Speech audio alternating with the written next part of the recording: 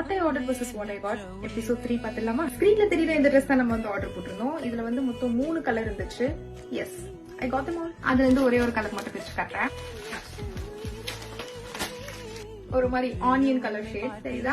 Okay, பிக்சர்ல பார்த்த மாதிரி தான் இருக்கு. சோ இந்த டிஃபரன்ஸும் இல்ல. இதுல வந்து V-neck, பேக்ல வந்து as usual U-neck and then ஒரு நாட் கொடுத்திருக்காங்க.